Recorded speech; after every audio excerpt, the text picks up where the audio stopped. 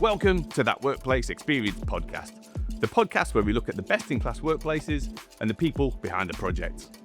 Today, in this episode, we're going to be looking at 11 Belgrave Road, which is a striking new office building in London for quadrum developers designed by Eric Parry Architects.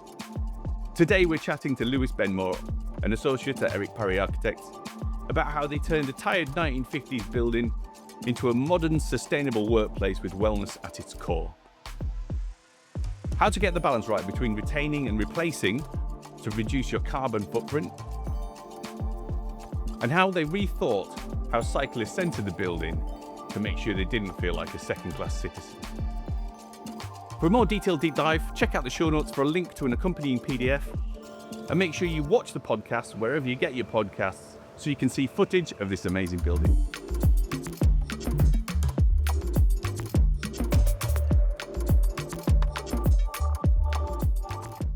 Today we're joined by Lewis Benmore from Eric Parry Architects. You're an associate there. Tell us a bit about Eric Parry. Eric Parry. We are a practice of about 100. We are working all over the world, really. We've got projects in Asia and India. Historically, we've always been based very UK and a lot of projects in London, which is amazing to work on. Lots of commercial. We also do lots of residential. We're working on new law courts at Fleet Street. So we have a really broad range of projects. We like to work on quite sensitive projects, whether that's planning or heritage work. And I would say the office has got a very keen eye on the craft of building and how things are made and how facades are made in particular, and a quality of facade and a kind of quality of a building that has a presence in the city. So today we're talking about 11 Belgrave Road, a beautiful building, and that was with Quadrum, yes, I believe, yeah. And they're more of a hospitality background, you said. Yeah, so they're predominantly come from US hospitality market. This is second or third office in London. And you've got invested partners within the company. So Ilyas, who was leading this project, was very, very, it was like it's his project. So coming at it from hospitality point of view and them understanding what amenity is. And this was, from the beginning conversations back in 2019. So where we see offices and clients wanting a lot of these types of spaces now, 6 years ago, they were very forward-thinking in that, I think, along with sustainability. And I think this is the first project I've worked on where we haven't had to fight for the sustainability. The client's been pushing it. Yeah. And that's really, really refreshing. Do you think that's because they've come from a US and hospitality background, or is it just a change in attitudes? Possibly because they are also quite new to the office market, so they don't come with these preconceived ideas. And it was really only when the marketing went out, as we were, starting to finish the project, when that sustainability and the well-being and wellness of the building was front and center of all their marketing, and that's really obvious. From down to, you saw on site the types of materials that we were using. Yeah. That was on the second or third page of the marketing brochure. Let's talk about the building itself. So what did you start with? So we started with a building that was built in the 50s, a very tired building that had replaced a bombed church. So in Belgrave Road, we've got this row of terrace houses, and it was interrupted by this very tired 1950s building, which of its time was quite forward-thinking. It was kind of published in all the Concrete Quarterly, it was quite forward-thinking in its time, but incredibly tired, hadn't been looked after, was partially occupied, a few charities in there. It just was a bit of an eyesore on the street.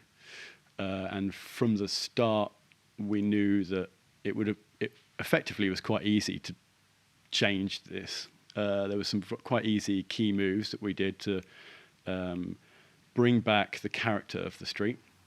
and to revitalise the frontage at ground floor. So with entrances, we have a cafe, we have a gym entrance. We brought back in the light well, reinstated the light well, and the project itself, as much as it does for its tenants, it does for the neighbourhood.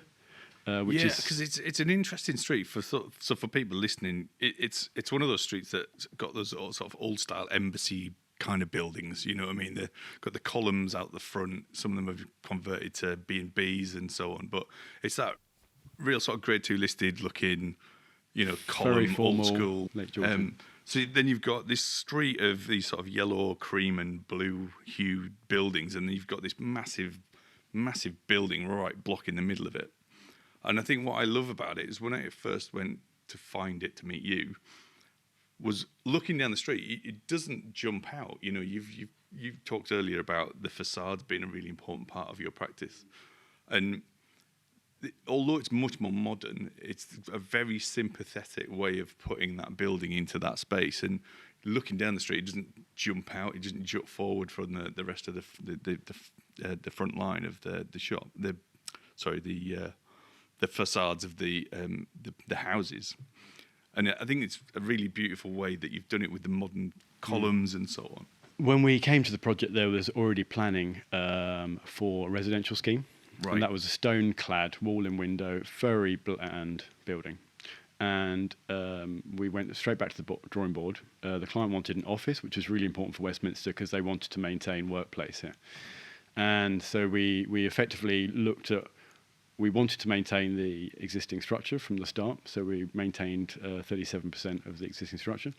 And we looked at what that meant on Belgrave Road, and that effectively was mirrored into the facade. So we have a sort of 2-metre grid, imperial measure, across the whole facade.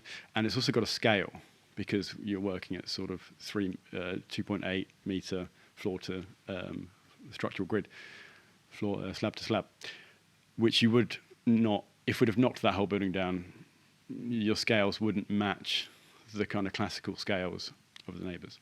So it's really important for us to keep that structure. And then we brought in the character of the street. They've got this lovely colonnade, they've got their balconies, and they've got their porches.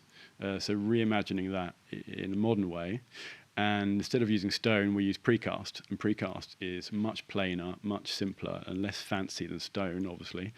And more akin to the stucco neighbours, effectively. So it sits quite quietly, and we gave it a vertical presence. So rather than the existing building, which had these bands of brick, we now get this verticality. So it just sort of sits there in its rhythm, and the porches break up this big, long facade into the sort of scale of the street and townhouses. So it kind of just makes it a bit more human. Yeah, and it's got some lovely planting on the front, and you've hidden the... is it the drainage feeds the planting? Yeah, that's it. So all the that's quite fun sort of detail, really. All the facade drains back, and then all the water on the facade then feeds the planters at first floor. So we have this fabulous big, we have 4 or 5 10-metre long beam planters, and we work with Gillespie, the landscape architect, who just put together this fantastic planting plan and really brings the project to life. And we have this square here, so just next door is Eccleston Square, and it has all these fantastic balconies that were all planted by the residents, and then this just then brings that out onto Belgrave Road. And then from first floor, you look out of your office, and you've got this fantastic planter all at sort of desk height. So it's really nice. It's a lovely touch. Yeah. And so, obviously, we talked a bit about COVID and this happening sort of during. There was obviously confidence by the developer to continue with the project. How did the brief change as things transpired? Well, the brief, it evolved and was being constantly pushed by the client. So when it came to sustainability, for instance, and really constantly appraised and pushed, pushing the boundaries. I think the co-working space, that was something that was definitely pushed in later, and really emphasised the value of, and the external spaces. So the landscaping, the quality and the density of planting, huge investment into creating a really established garden from the off. and even the quality of the hard landscaping, so like the service courtyard, for instance.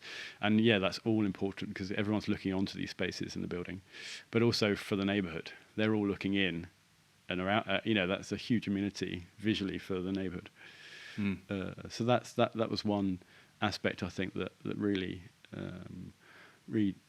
got pushed. We also went through with wellbeing accreditation, so we achieved that must platinum. Have been quite early for that, was it? There, we were the first project to Right. achieve platinum, so effectively, and also neighbours. We were sort of 5.5 star design assessed. So That's I on didn't know energy. that. Is that another Neighbours rating? is So Neighbours is in didn't know Australian. about It's sort of an energy. Yeah, it's an energy rating effectively. Right. Sustainability. So that was with Max Fordham's, and that's really about how the building works, heating and the cooling, and a very low energy building. And then the wellness angle, did that start to sort of evolve as things took It shape? did, I think, through materiality in the building. Right. And there's a lot of quite technical aspects in the background going on, like air filtration, the lighting, and these sorts of things. We also have fully opening windows, manually opening and automatic. And these sorts of touches we've been pushing in buildings for years, and they often get cut.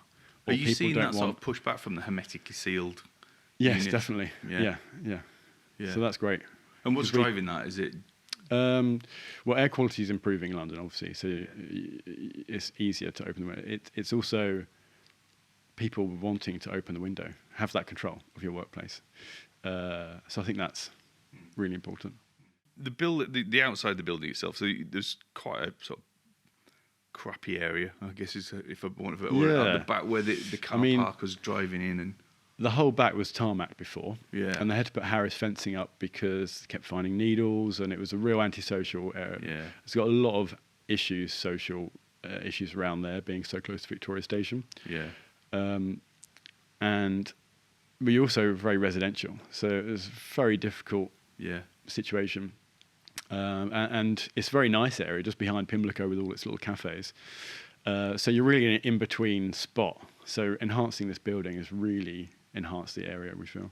Yeah, the back, you've really transformed it into, you've got a private little park space, and then even just your end of trip entrance in is really nice. So, I mean, we, the team at the time, we were all cyclists. We all come to our office, and we know, it's not always the best. Our office, we were in a sort of 60s building, so you think, what would I really like? I'd like to come in, go down a ramp, and feel like you're at the front and centre of the building. So as soon as you come in, the kind of front house finishes and the feel is in lower ground.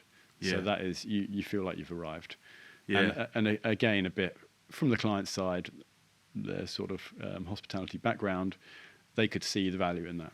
Yeah, the thing that surprises me with that approach, and you can see where that's come from as a cyclist, where you always feel like a bit of a second-class citizen. It's almost like the courier entrance, isn't it? Where you go into a concrete bunker and then you carry your bike down the stairs, spat out into a long corridor and walk all the way around. Where you're straight into a nice big open cycle space to lock your bike up with daylight. Exactly, we were able to bring light down through the existing light wells that we reopened. So things like those little touches, and even the details like using the old cogs that you'd found from the old boiler and things on the walls as a decoration. But the fact that, as you say, you sort of go straight out from the cycle space into the front of the house, and that is direct. Lower ground because you occasionally see cycle stores at ground floor, but it's very valuable space to give over to cycle store. So the way around that is to open up the ground floor to the lower ground and have that amenity connected to the reception. And then it's also about when you arrive having a sense of direction where you are in the building. When you're at ground floor and you come in on foot, you can see straight through to the garden, you can see the cafe, you can see the offices space. There's a double height space with the office above. And then when you come in as a cyclist, you immediately know where the reception is. So that it's that connectivity through the building I think, which was really key as well for the sight lines. And talk us through the reception area, because you've got a very deep building. Yeah. And you've come up with a really clever way with the lighting on the inside to both connect, really sort of take your eye through, but also you mentioned the way it balances the light later in the day. But talk us through somebody walking into the reception space. So the reception, you come through and underneath one of the big planters into the reception space, and this is where one of the biggest structural modifications. We took out the slab of the existing building above to create a double height space, and that brings the light right into the reception, which otherwise, because remember we're working with old slab levels, so they're low. So to have that sense of arrival, we took the slab out, and you have your reception space. You come in on a level ground, so we were able to drop that slab there with a new slab, whereas before we had steps, so for accessibility, but also for coming in off the street. You want to come in and then step up. So you come into this big bright space level, and then you step up into the more intimate spaces of the reception and the co-working space. We have a small library area, and as soon as you come in, you get a view to the garden. And I think, especially in that area, yes, they have Eccleston Square and they have a lot of greenery around there, but they're private squares. Yeah. So unlike here in Shoreditch, where you have lots of green space, lots of parks and cemeteries and things, there they don't. Even though it feels green, it feels like it should do. So that was really important for us to have this little haven right at the back. But as soon as you walk into reception, the material is very calm. So it draws your eye through to the back of the reception, pulls you through. And then, you mentioned about the light wall, and that really is, in the morning, you get the bright east light through the reception, through the garden, really bright, and that was to balance that light and to draw you through the reception, so that you don't have, because everywhere we exposed materials where we could, and sometimes when you just expose the concrete, it can feel quite a bit too hard and a bit too dark. So this was a way of just lifting that reception space. Nice, yeah. So it is lovely, and that draws you through into the sort of breakout co-working space at the back. And at night you get a glow. The whole room glows. It's cool. I'm sure it ties in nicely to the circadian rhythm somewhere. Yes, we've got all the circadian lighting in there. Yeah, it's so you've got the light that pulls you right through to the back of the building, so it makes it feel like a welcome walk through. You've got your library on the right hand side and the garden on the right hand side. And there's some pretty nifty cabinetry going on in there. Yeah, we had a lot of fun with the joinery. Yeah. Probably too much fun. But it's, things on wheels and sliding walls, and revealing exactly and hidden screens. We often speak to people about the nightmare they have with planning. And when I said to you, was it difficult to get through? You actually told the opposite story, and it said it went really smooth. What's your secret? I mean, Eric Parry Architects have got a very good reputation with the planners, and a respectful, I think there's a mutual respect. And I would say that we went into this, there's pre-apps, which obviously everyone can do and everyone does, but it was a conversation with them, and you have to take them on the journey. And this was a structural retention project. So Westminster was right on the cusp of the kind of everything has to be retained first, and so we took them on that journey that we wanted to, and that evolved. We obviously not retaining everything, because there's a huge complex, all sorts of issues that go into how much you're able to retain on the project, and the quality of could go on. Was that driven by sustainability, or was it more about the listing? It was sustainability. Right. It was a huge plus for planning. Yeah, and it was also, interestingly, sustainability. The more you keep isn't always more sustainable, and there's all sorts of procurement challenges with retaining a lot of structure. And there's all sorts of there's a huge amount of steelwork involved in propping up and retaining some of these structures, especially when you're modifying it a lot. So actually, to simplify that was definitely a plus on the sustainability front. And we went back to the planning, and we actually got this sweet spot where we were able to reduce the embodied carbon by removing a little bit more, but making it more efficient structure in the end. And so we go through the reception, and then you got your lift banks on the left-hand side, and was it the third floor we went to see? I think it was a really, really nice big open space, but you could see actually there's literally literal lines of where the old ceilings had finished and the new elements were coming in. But I like the fact that you could see that bit of structure in there. But again, back to your comment about facades, there's really lovely work on the windows and the outside of the windows, where the finials and so on, where from the outside look really delicate, where they're actually quite big from the inside. But you've done something quite clever with the way that they're angled, so that I mean the profile of them. The profile.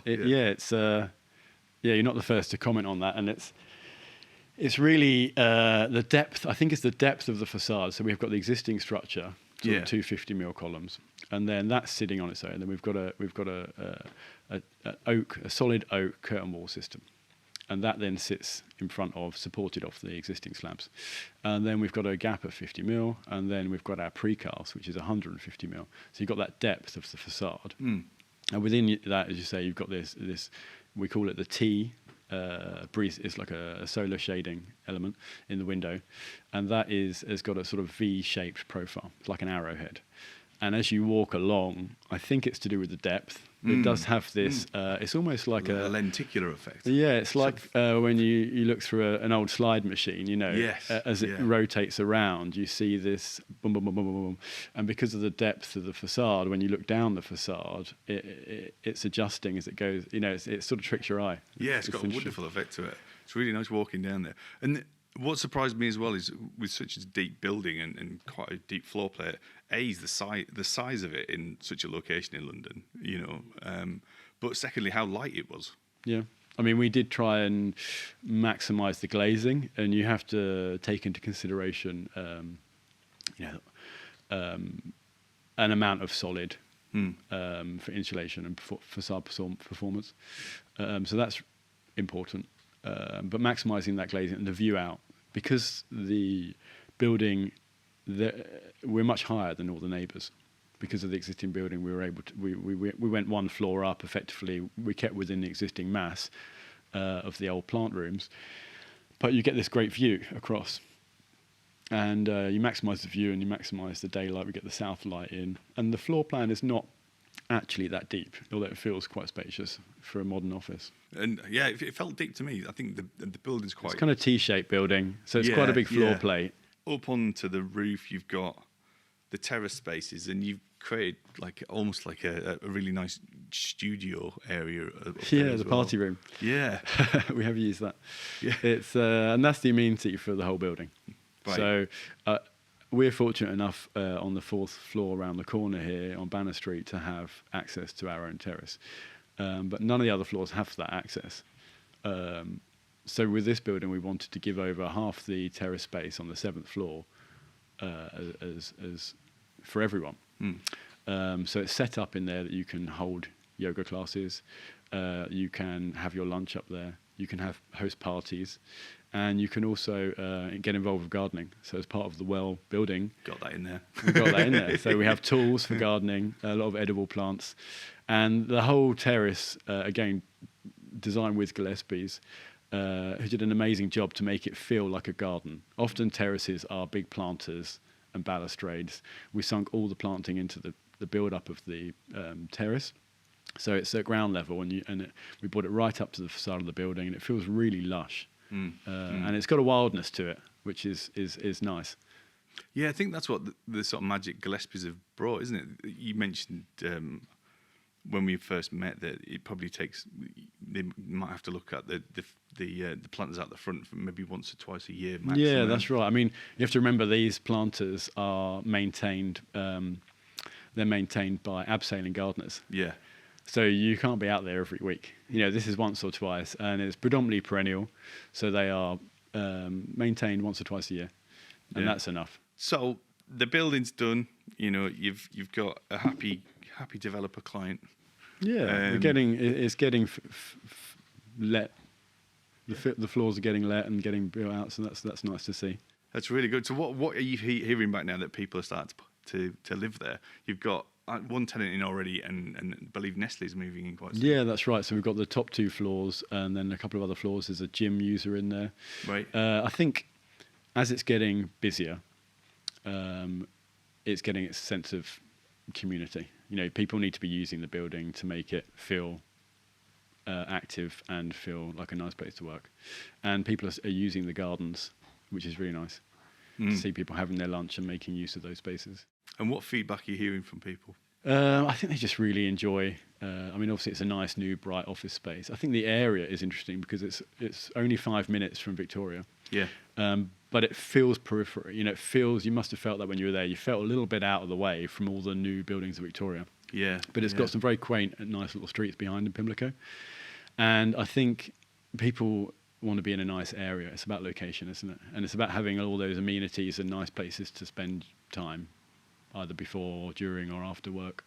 I think that's really important for people. Yeah, and I think you do get that escapism in the little garden that you've created as well on the ground floor. It does feel like you're in a real little oasis of quiet there. And because you're enclosed, it's like a walled garden. Yeah. So you've got a quietness. Is it ceramic tiling that you've got? Yeah. So the facade is efficient. It's simple.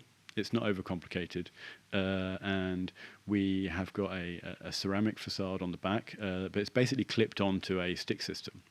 So in a very simple way. And what we were really conscious of for the whole building, we were effectively demolishing all the facades of this 50s building. And you're very aware that what you're taking off can't really be recycled very easily, or it's all got to be taken apart, can't be upgraded effectively. Mm-hmm. So it's all got to come off and be recycled. So when we're putting this facade back together again, how do you design a facade that can be dismantled in the future? I don't want to, in 20 years' time, maybe I'm still working, hopefully, and I don't want to see that building being demolished and the facade taken down. I'd much rather see them upgrading it. Yeah. And to be able to take apart a facade is really important. Yeah. Yeah. So that's part of that story. Again, the ceramic is about working with the sort of context. To the back of the building is the backs of the terraces. So it's all London stock brick, and it's got this tone. It's sort of an unfired terracotta, and it's got that sort of bisque tone of London stock, and it just sits very quietly in its neighbours. It's very different from Belgrave Road, but again, Belgrave Road is very different. That's the fronts. That's where you're presenting yourself, and it's the smart houses. So the back's much quieter. What on the project surprised you? What surprised me? I would say that the drive for the sustainability really surprised me, obviously in a positive way. Mm-hmm. So people often ask, why did you retain the structure? Or what were the benefits to retaining the structure? And you can reel off all the sustainability things, but I think the real benefit was it set the tone for the whole building. Right. So the whole design team was involved in us working really hard to retain the structure. Yeah. And it was difficult. It was difficult for the contractor. It wasn't the cheapest way of doing things. It comes with all sorts of complexities with a site. You're not just building a building with an empty plot. But it set the tone for the whole project from the very beginning, to the point where we were really committed to this being a very sustainable building. So that was really, when I look back now, that's something that surprises me now, the drive that brought to the project. Lewis, thank you so much. Thanks for joining us on that Workplace Experience podcast. Thanks for giving us this opportunity. It's been really nice.